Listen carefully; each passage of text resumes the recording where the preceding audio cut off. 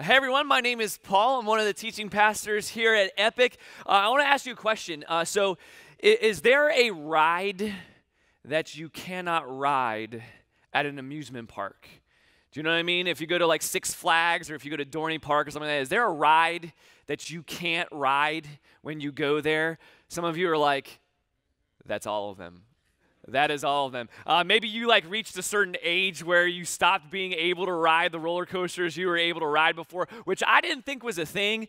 But a few years ago I was at Dorney Park and all of a sudden I was on a roller coaster thinking, oh no, am I old now? Am I old now? Is it happening? I will tell you one of the rides that I absolutely cannot ride, and that is the rides that spin. You know what I mean? Yeah, a lot of people here, maybe at all of our locations, you're probably nodding your head. Some of you guys, the rides that spin, can't do it.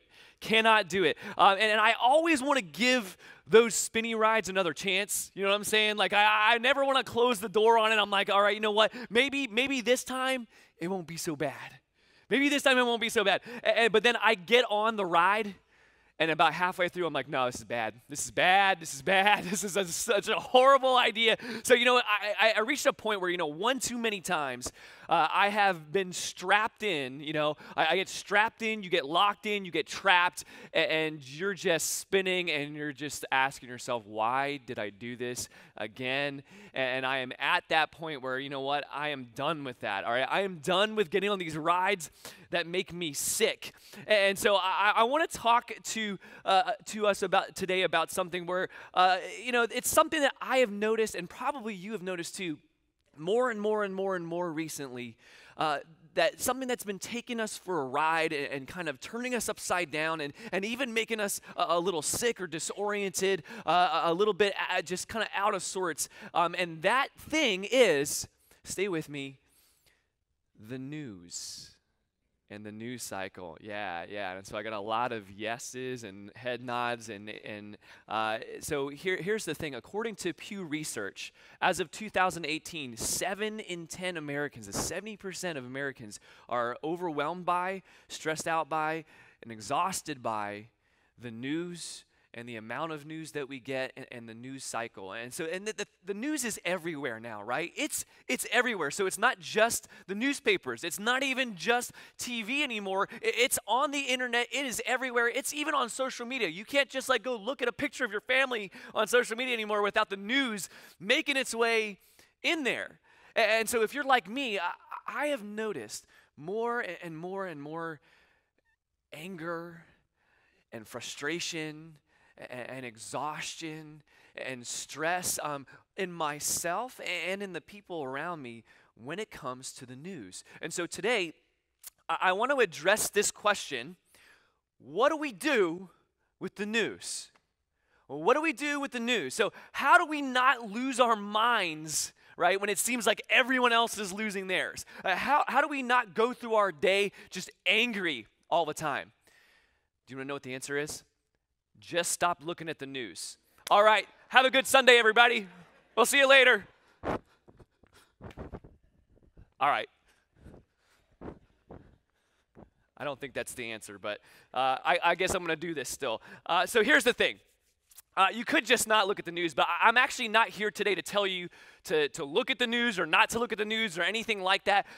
Today is for those of you who find yourselves stressed out by what you see or what you hear or what you read in the news, maybe even depressed about it, where you're worried about it, you find yourself anxious about it, you find yourself discouraged about it, about what you're seeing and what you're hearing other people say and what you're hearing people talk about, and how people are acting in regards to the news.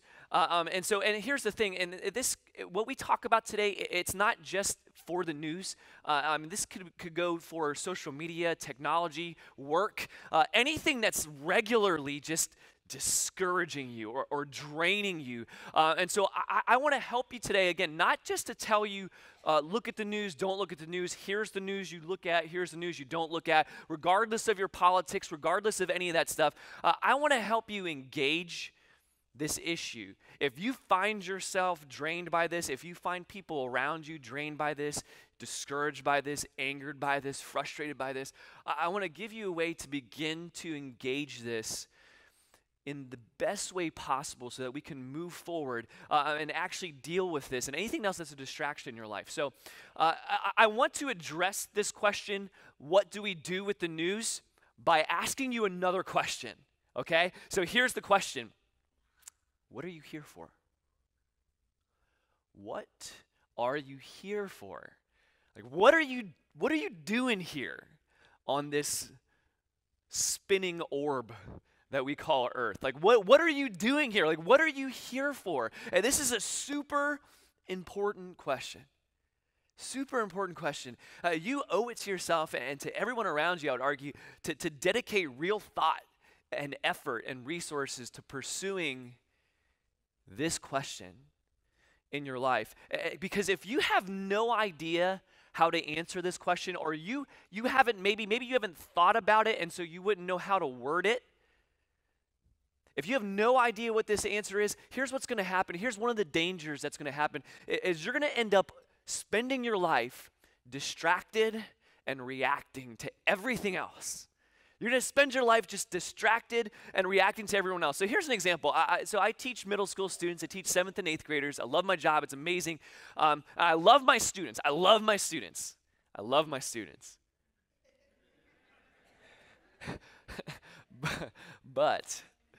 But if I just spend all of my time, or I'll just say this, if I simply just react to all of the questions they have, we would spend the entire class, the entire year, just responding and reacting to their questions. And here's the thing, I love questions. I think questions are amazing, but I could spend my entire class just answering questions, just reacting to this. So here's the thing as a teacher, any teachers in the room, you really know this, you've got to have a plan. You know what I mean? Like, you have to have a plan. I have to walk into that classroom and know what we are there to do that day. Do you know what I mean? I got to know what we're there to do. I have to know that there is a goal that we are trying to get done. And if I don't know what that goal is, then I can just get sidetracked. And here's the thing. Some of the kids, they're doing it innocently. They're just like, I have a question about this. I have a question about this. I have a question about this. And that's great. And then some of the kids, they know. They're like, watch what happens if I ask him a question. And another kid's like, oh, I see what's happening here. Let me ask a question too. And we'll spend the whole class just answering those questions, and we will miss the goal that we should have had and we should have accomplished. We can spend all of our time just reacting and being distracted. So for us, now, outside of the classroom, how can we be proactive then about our lives instead of spending our entire day just reacting to everything that's put in front of us? How do we figure out what we're here for? And so I think just as a starting point for us, and you really do have to put in the time to figure out your answer to this question, but just as a starting point for all of us, I want to suggest that we begin with something that the Apostle Paul wrote in a letter to the Roman church. In Romans chapter 12, he says this, be devoted to one another in love. So today, if you're looking for a starting point to the question, what am I here for? Here is my suggestion. Here's my big tip for you. Let's start here.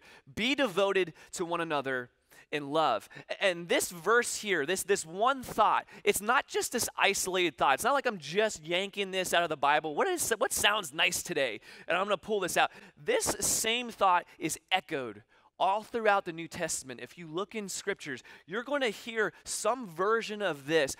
What is the greatest commandment? To love God and to love your neighbor.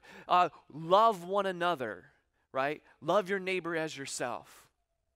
This is something that you see and you hear all throughout the scripture, to love one another and to be devoted to one another in love. And here's what I would love for us to know today, that God created us with a purpose. Like, you are here on this spinning orb for something.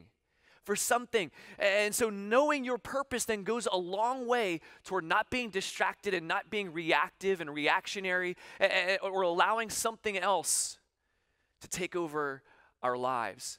And deep down, I really think that we know this. I think that every single one of us, deep down, we know that we have been made for something more. And if we're willing to be honest with ourselves, there may be a lot of things in our lives that right now, or each day, from day to day, we're allowing these things to take us for a ride. We're allowing other things other than the reason why you're here. We're allowing this stuff to just take us for a ride. So, I want to talk about this today. And again, this can apply to a lot of things, but I really do want to think about the news. All right, so how can we apply this to the news? So the first thing that you need to know about the news, I'm going to cover some thoughts. The first thing that you need to know about the news is this, that not everything is newsworthy. So if we're going to move forward in this discussion, this is very, very important for all of us to know. Not everything is newsworthy. And as I talk about this, here's what I would also love to clear up. I am not saying that all news is bad. Okay, not saying that at all. And so I think it's even helpful to think about the difference between just news and journalism. So journalism, for example, journalism at its core, what journalism is intended to do, journalism is truth-telling. Journalism is shining a light in dark places where we need to see what's happening. Journalism is about fighting injustice with truth. And so I know that we have actually awesome journalists who are part of our church, part of Epic. We love them. We think they're doing great work. And so we need journalism, right? And so in that way, we actually do need the news in some way. We need to stay informed, right? We need to know what's going on. I think it's a good thing for us to be heartbroken about injustice. That is a good thing. So the solution today in terms of what to do about the news is not to completely disengage and just put your head in the ground and like, I'm not looking at anything anymore, right? Because you need to be heartbroken about injustice. You need to be heartbroken over the things that are going wrong. You need to be heartbroken over people who are hurting. That's a real thing. That's a good thing. And so I want to throw that out there first. But I want to remind us that not all news is newsworthy. So I want to make this point. It's a little bit of a history lesson. So if you go back to the early newspapers, like how did we get our news 100, 200 years ago? Newspapers, right? And on a newspaper, think about if you visualize a newspaper, just fold it over. What's on that front page, the top half, right, is that's the front cover story. So one day, right, what makes that front cover story might be something that's truly headline worthy. Like there might be a death, there might be a murder, there might be a natural disaster, there might be something that's so bad that it's like, man, this is headline worthy, right? This is front page news. But then on Tuesday or Wednesday or Thursday, what if you didn't have a natural disaster? What if no one was murdered that day? You still need to put something on the front page, don't you? And so then here's where I'm hoping that you start to see that sometimes what makes that headline is not as equal to some other things that can make a headline. Do you know what I mean? Like not everything is necessarily front page worthy. And then as we fast forward through time a little bit, it's not just the newspapers anymore, right? News moves to TV. And so we have, the morning news and the evening news and all this other stuff. And then we have cable, right? And then with cable, we have 24/7 news. And now think about that. Think about from going to getting some news maybe in a letter every once in a while to a newspaper once a week, and then maybe a newspaper once a day, and then to TV multiple times a day, and then TV 24 hours. What do we have to do to fill up 24 hours? Is all of that 24 hours newsworthy? Is the question.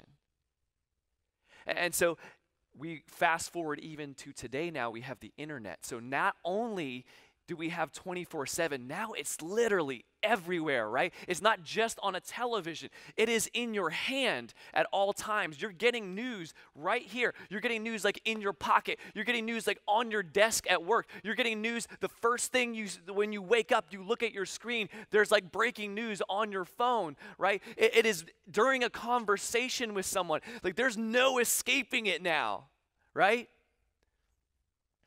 And what we start to understand is that when you have to fill up 24 hours a day of news, and when on the internet multiple companies have to compete with each other for our attention, therein lies the helpful truth that a lot of people are competing for your attention.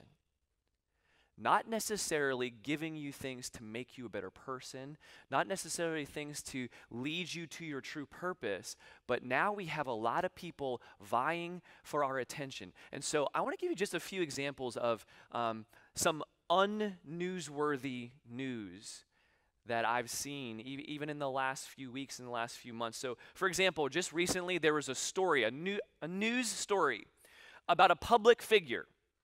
And in the news article, okay, this is the full substance of the article, okay? That public figure was responding to something that another guy said about something that she said about something that someone else said. Are you following me there? So the entire article was about what this person said about what this guy said about what she said about something else that somebody else said. That was it.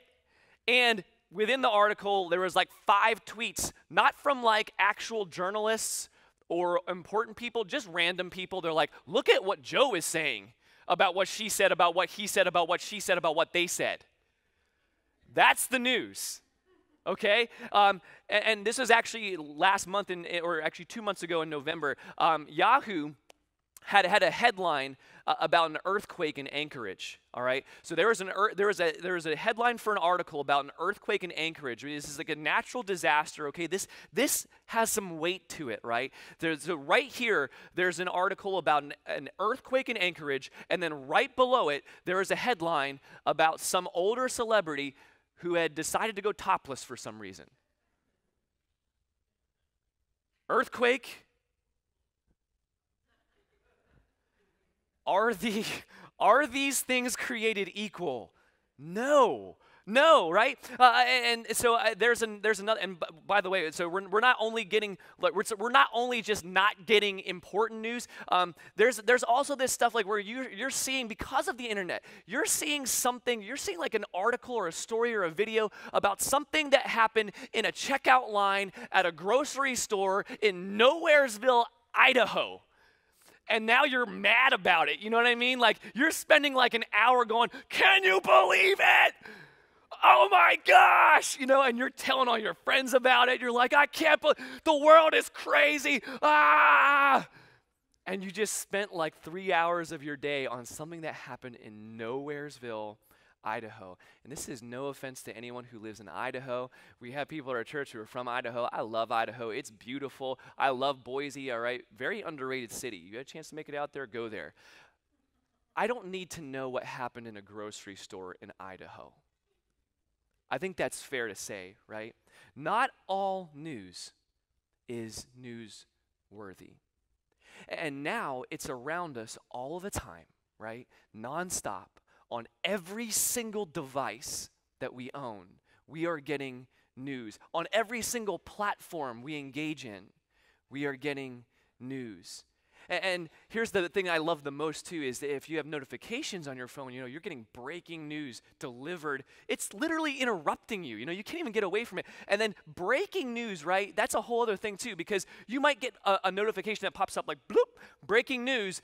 Thousands of people are devastated because of a hurricane. And that hits you and you're like, oh.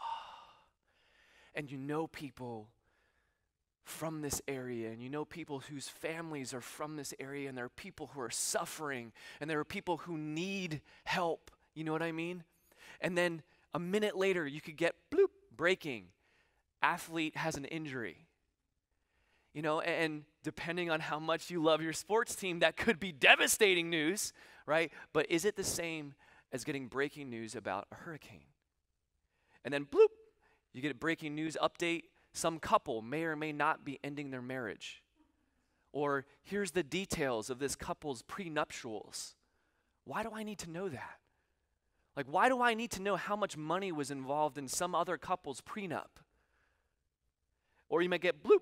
This is the next step. Bloop, breaking. Lead pastor Kent Jacobs forgot to brush his teeth today. Oh, wow. Whew. That's ridiculous. I could just feel, I could see some people going, oh, I'm leaving this church. I can't have this hygiene issue with my leader.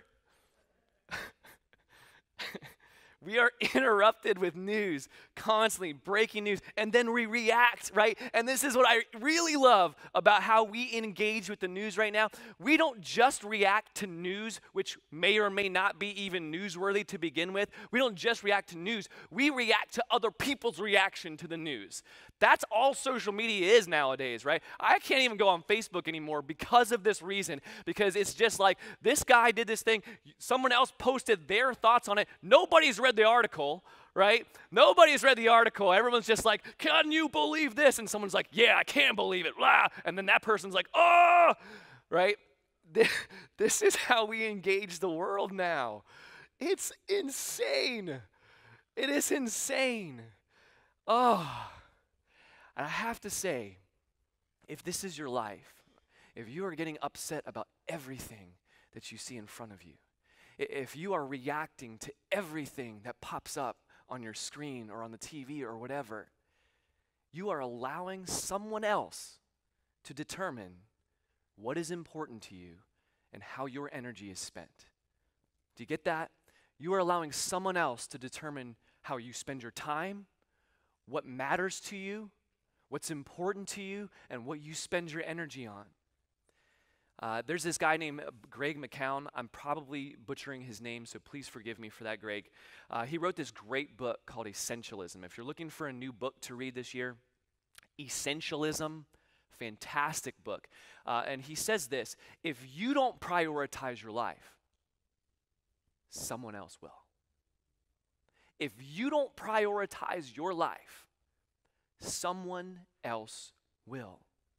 So if you spend your days just reacting, you are allowing someone else to prioritize your life.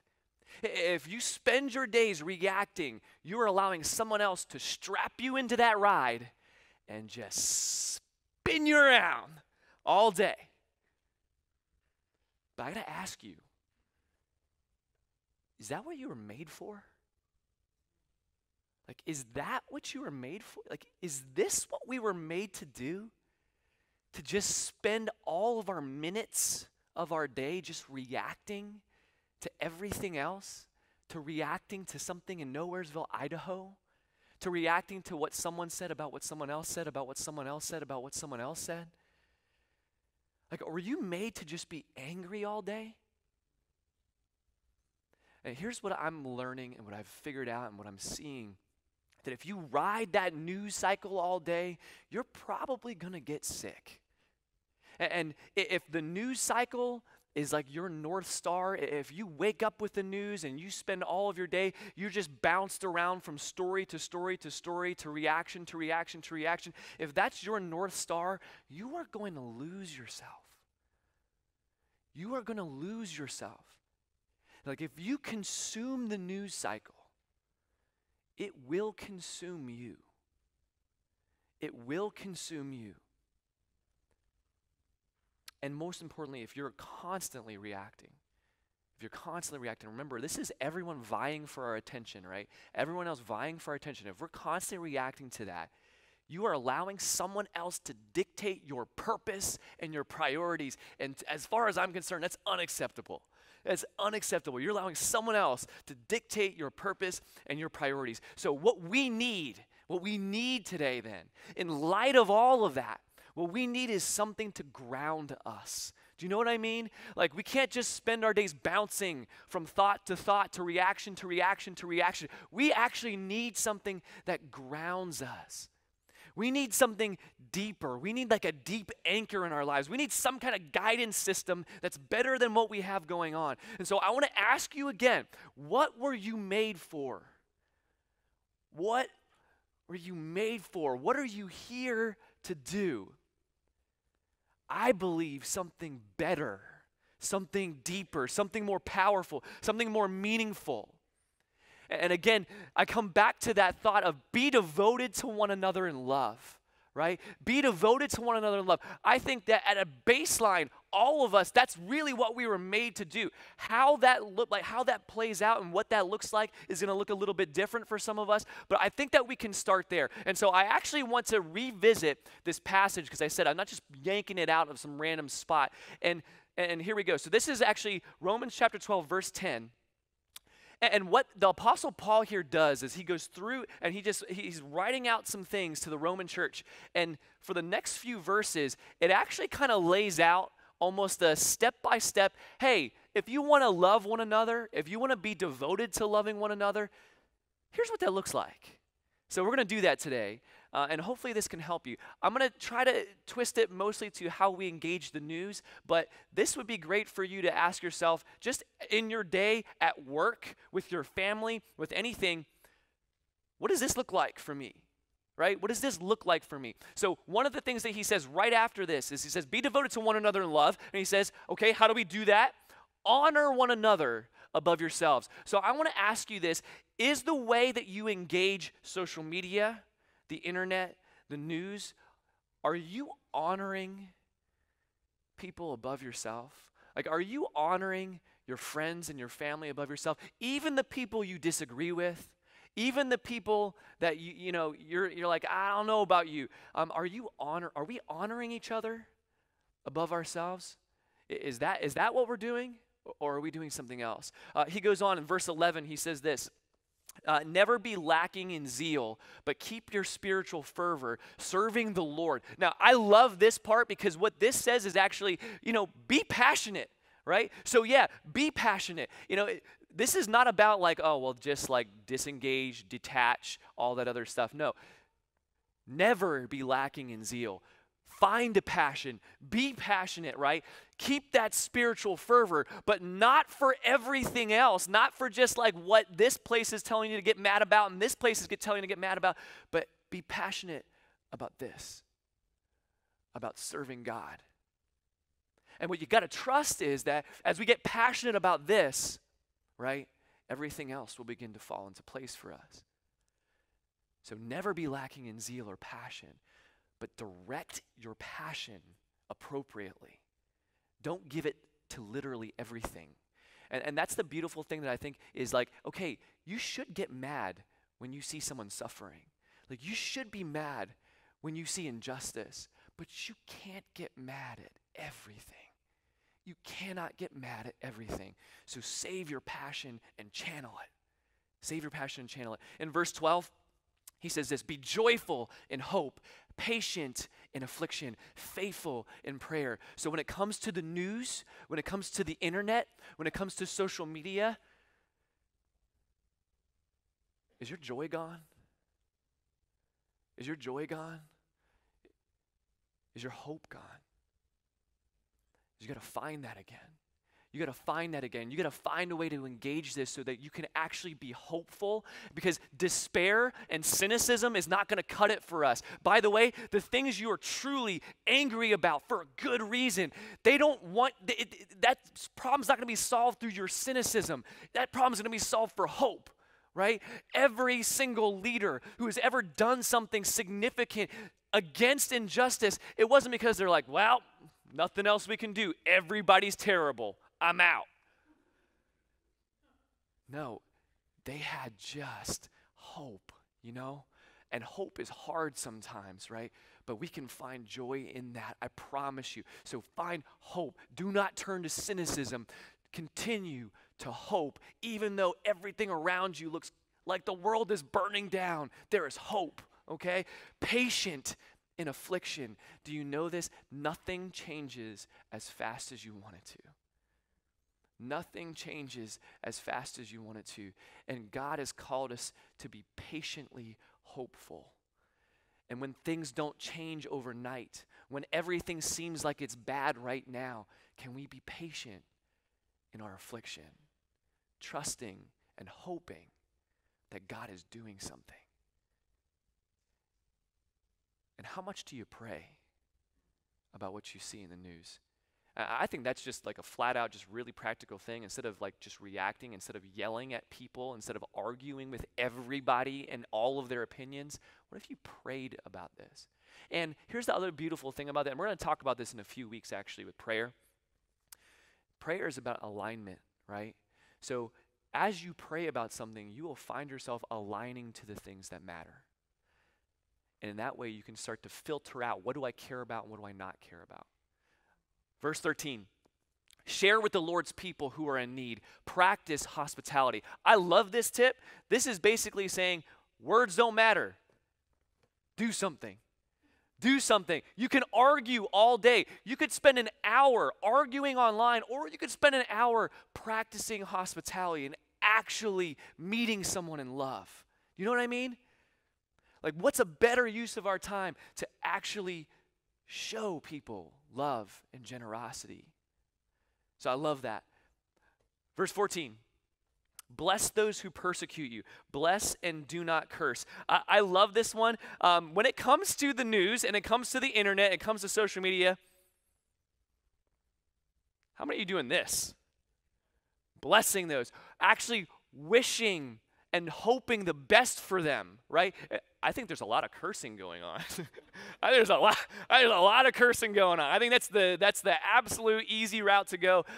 There's cursing under your breath. There's cursing in your head. There's cursing on through your keyboard. There's all kinds of cursing. We got enough cursing going on, okay? But do we have enough people who are committed to blessing, even the people you don't agree with, even the people who might be contributing to your suffering? What does that look like for me to hope for the best for them? I'm not saying that you've got to like be their best friend. I'm not saying that you put yourself in weird positions, but what does that look like for you to commit yourself to bless and to not curse? Verse 15, rejoice with those who rejoice and mourn with those who mourn. Social media is terrible at this. Social media is terrible at this. We don't rejoice with those who rejoice. We just are jealous of those who are doing good things, right? We're just like, come on, man. Can we just be happy for people who are happy? If someone like posts good news, can we just be happy for them, right? Can we just rejoice with them? That's all that is. And if people are suffering, can we just mourn with them? Do we have to just like correct them in the moment? Can we just be sad with someone who's sad? Can we create a space for people where they can be honest about suffering and be honest about going through something? Can we mourn? If we are committed to be people who mourn with those who mourn, more people will finally be honest about it. So are we engaging the news and social media that way? Verse 16, live in harmony with one another. Do not be proud, but be willing to associate with people of low position. Do not be conceited. So when you are looking at the news or the social media and you see someone that you're just like, you are the dumbest person alive, are you willing to still be associated with them? Are you willing to not be proud and to not think of yourself as smarter than them? Are you willing to humble yourself? Are you willing to still learn, even if they're wrong? Can we do that? Verse 18, verse 17. Do not repay anyone for evil for evil. Be careful to do what is right in the eyes of everyone. There is so much going on online where we just repay evil for evil, insult for insult. We just trade blows. And Paul's saying being devoted to one another means that we opt out of that game. We opt out of that game. Verse 18, if it is possible, as far as it depends on you, live at peace with everyone. Live at peace with everyone. The people you don't agree with, the people that you think are as dumb as a brick, the people who are on the other side of your politics. How can we commit ourselves to live at peace with everyone? And finally, do not be overcome evil. Do not be overcome by evil, but overcome evil with good. As you see the evil in the news, the answer is not to take the low road. You know, the answer is not to become cynical. The answer is not to demonize another group of people. The answer is to overcome that evil by doing good and committing ourselves to good. And so here's what I want to say here at the end as we wrap this up. Just some practical points, some really practical. So I love this. If you want to go through Romans 12, it's an amazing thing. I would encourage you this week to just be in this, Romans 12, and ask yourself, what does it look like for me to be devoted to my people in love in these ways? But here's some even more practical things, okay? So first of all, just remember, right, that sometimes the news, not all news is newsworthy, right? If you're getting notifications on your phone, I would recommend that you remove them. Why? Because you're just allowing someone else to interrupt your day, interrupt your conversations, interrupt your train of thought with some other priority that is not your priority, that is not the best at what God has for you, that's not leading you to your purpose, all right? So, and if you're starting your day off with the news, I like the morning news. This is not a don't watch the morning news, but if you're literally opening your eyes, grabbing your phone, and you're like, what's going on today? You are allowing someone else to, right out of the gate, dictate what your priorities are going to be that day. Your mental priorities, your spiritual priorities, your time priorities. On the other hand, if you're in prayer, if you're in scripture, right at the beginning of the day, here's what's awesome about this, is right first thing in the morning, you get to be reminded why you're here. You know, and that's what I love about it. And so that's what I would encourage you to do. Find some way to remind yourself of why you're actually here first thing, so that that can lead you into your day. And if I may share with you then, with all of this, I follow Bernice King a lot. She's actually the daughter of Martin Luther King Jr. She's doing some awesome work, and she said this like a few months ago, and this has stuck with me. I wrote it down and it stuck with me. She just said, it's a very simple phrase: be wise with your energy. Be wise with your energy.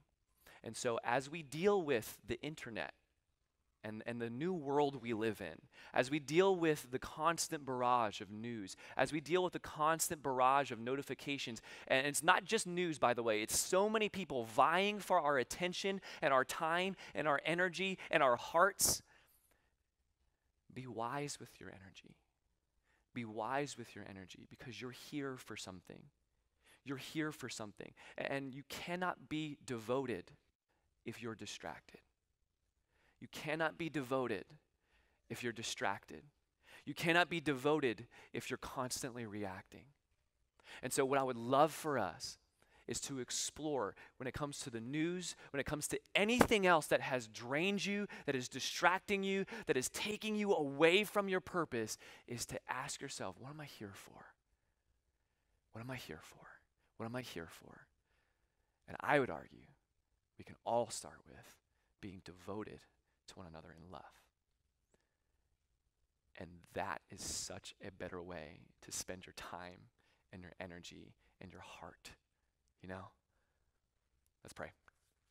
God, we thank you so much that you have a purpose for us. God, we thank you so much that you are love, and that you have called us to love like you have loved us.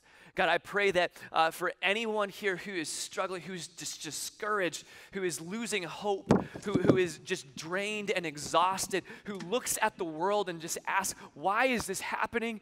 Are you doing anything? Is this ever going to end? God, I pray that we could sit in your presence, that you would draw close to us and remind us that you are working, that you are working in the world. God, give us hope. Give us the trust that we can trust you and move forward and overcome evil with good, and to be patient while you work. And God, we trust and we believe that we are going to see you work in amazing ways as you help us to love like you love. We pray these things in Jesus' name. Amen. Amen.